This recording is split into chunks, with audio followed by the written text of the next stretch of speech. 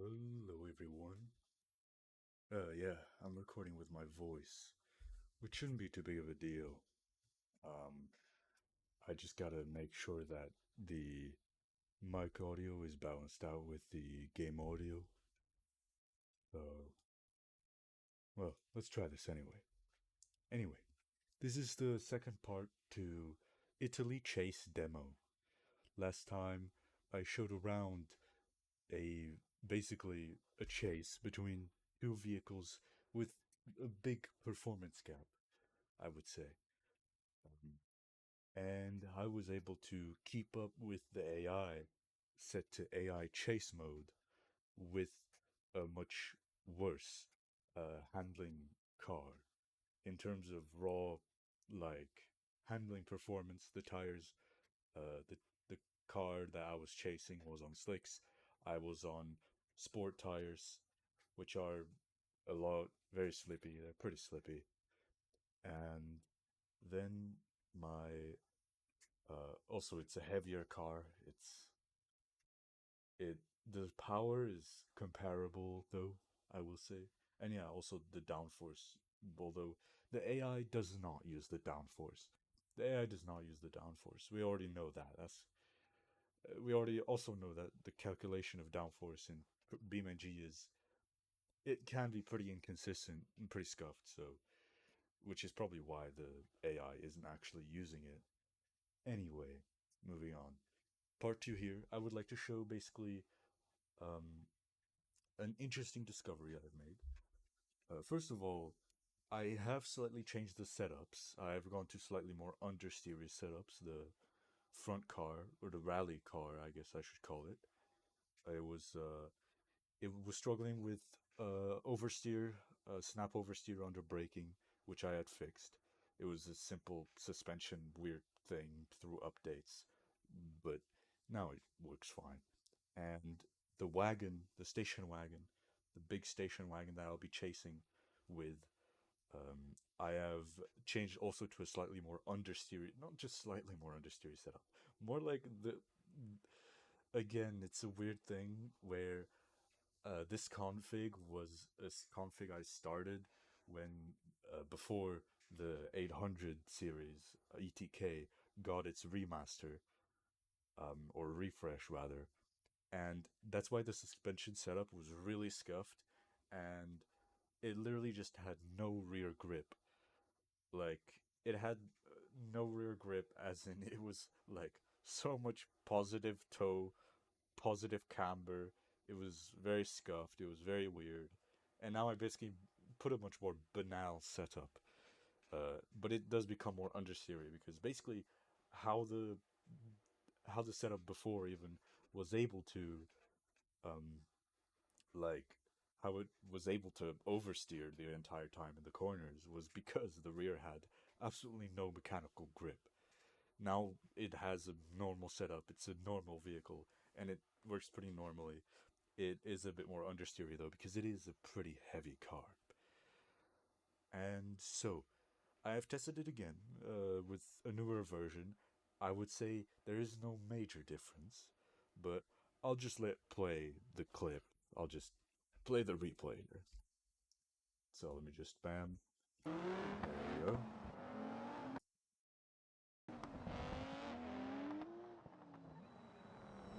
And yeah, I would say there is no major difference. I did have to like because there's a lot more oversteer or understeer.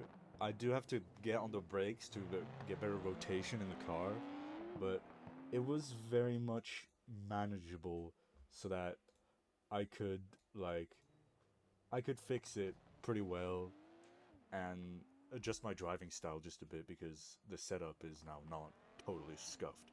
But as you can see, I can still keep up. In the hairpins, it's pretty hard to keep up. I do need to be really confident on exit, and I'll only catch up on the entry of the next corner. But I can catch up, especially in these like long corners. The AI is really not confident. It really just does not have any confidence in the turn in. It has reasonable confidence. In the exit, it has reasonable confidence, but in the minimum corner speed, it has no confidence because it it doesn't process, it doesn't work, like it doesn't realize it's on slick tires and can actually push a lot more. So it's always well within the limit of grip with these slick tires. So which means that I can keep up on these sport tires if I drive well enough. So yeah, I would say yeah, this is one of the hardest parts. Very twisty, a little bit of a jump. I don't have rally suspension, so but yeah, I can generally keep up. I do need to like properly pay attention though. It is not easy to keep up. Although in some sections it is pretty easy to keep up, but in most sections, especially high speed sections or hairpin stuff, it is pretty hard to keep up.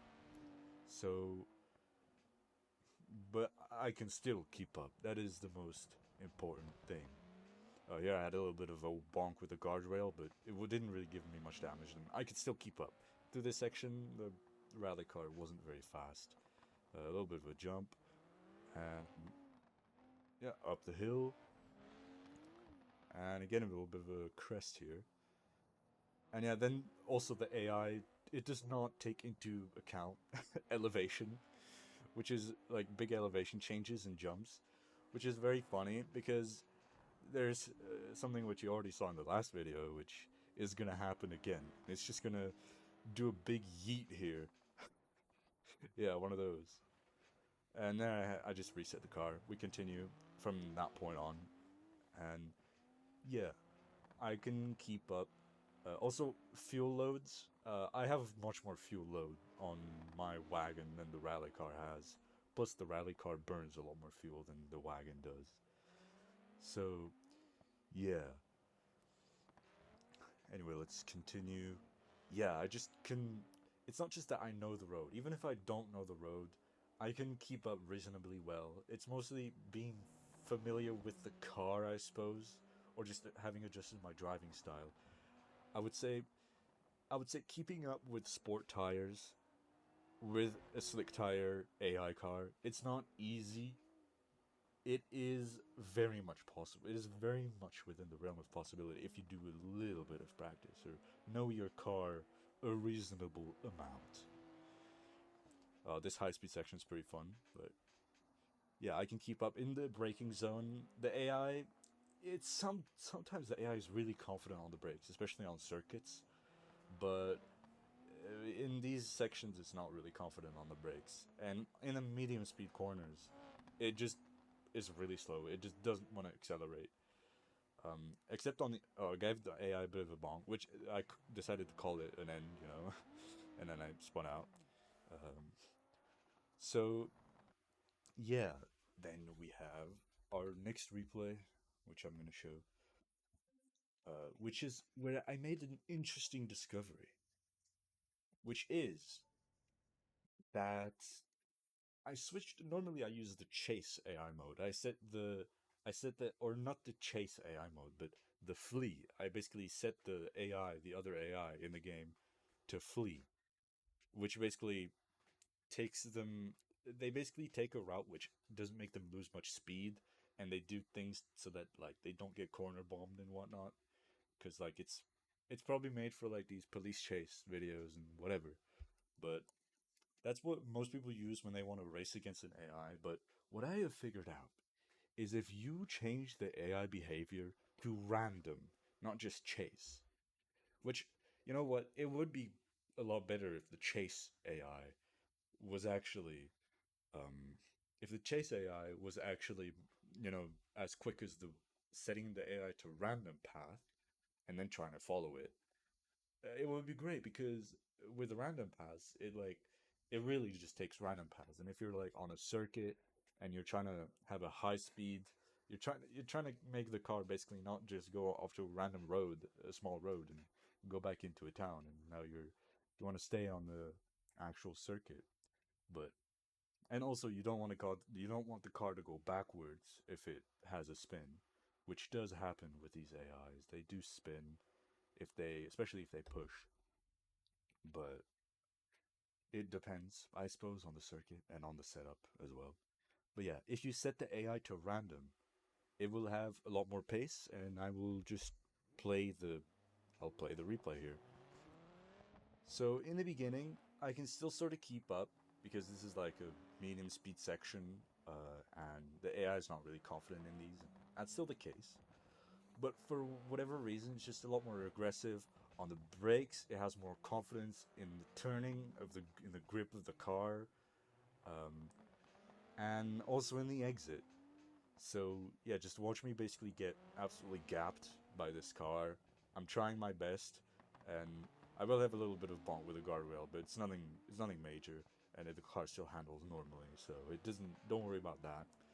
Um, and yeah, the car in front is just a lot more confident on the grip in the middle of the turn, so it actually uses a lot more of the grip, and that basically especially on the exits and on the entries, it's even better, which it was already pretty good. And I think this basically comes down to an internal aggressiveness setting that they have, um, which you know is still a bit of a mystery to me. I've fiddled around with a lot with the AI over the many updates that BeamNG has had, and the aggressiveness setting was usually like really inconsequential, especially if I tried it out on circuits. And the AI wasn't faster. It was just crash more, and it would just like try to brake late when it really shouldn't, and just crash and spin out. Which, yeah, I suppose they must have changed it. I will look into this more. I will pause the recording, take a look at it. I mean, I'm still not super far away, and I will eventually get closer again. But yeah, I do need to push really hard here. I was pushing really hard. In I was pushing much harder than with the with a fleeing AI than with the random path AI. And yeah, I'm not driving a fast car. uh, but yeah, I can no longer keep up easily, basically. And now, yeah, it's just created a lot of distance. And here's where it again creates a lot of distance. It just has so much more confidence in the in the zigzaggy sections. It is still a little scuffed. Yeah, here I crashed and I gave up, and I was like, yeah, let's call it here, because I'm really I was really not having it. I was not. I pretty much confirmed that I was not able to keep up with the random path finding AI. All right, now let's get out of replay mode. Um, and let me just do a little something. Get the UI app up for the AI control because it does give you some extra information, which I would like to see. I will just press hide in cockpit. Um, so let me go here. Here's still the movie camera, but let's go here and let's go. Let me just shift up so I can immediately follow it. And let's go. All right. This is still relatively easy. It is on random. It's already a lot more confident here. I've already noticed in like those strange zigzag corners in here. Oh, okay, yeah. Took it took. Anyway, that's not the matter. I just want to check the aggressiveness setting. It has the risk 3 setting, awareness auto, uh, and inline off. I just got a bit of that rock, but no big of a deal. Also, yeah, this guy's pushing really hard. Yeah, this is risk 0.3. So let's go back.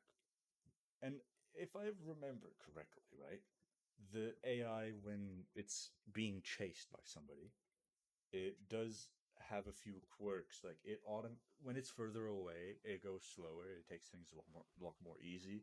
And if you're closer, it starts struggling a little bit. But the thing is, it doesn't end up being actually faster if you're closer because there's a sweet spot where the AI isn't pushing too hard and overdriving the car, causing it to be slower. But it's also not super under pressure, but it's also not too loose of pressure, and it's actually pushing, which is around like 10, 15 meters, like about 3 car lengths of distance from my personal experiments. All right, now let's set it to flee. So the AI should flee.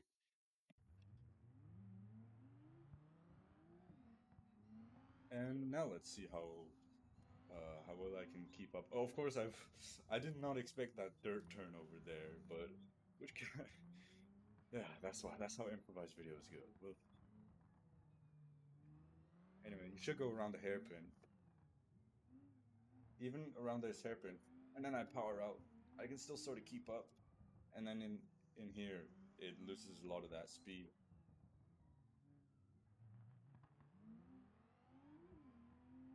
Or I keep having to step on the brakes to get some extra rotation because the setup is no longer giga cursed, which I'm glad about, and it's made the car a lot more drivable, which I in my free time enjoy quite a bit. And it's actually allowed me to run this car on the Nordschleife, which earlier I was not able to. It was way too scuffed, and I would crash every lap. Um, yeah, it makes me think about pretty weird things, right? Why when I guess over a remaster the setups got changed and I used my old config, which was from an old update, the suspension setup was really scuffed.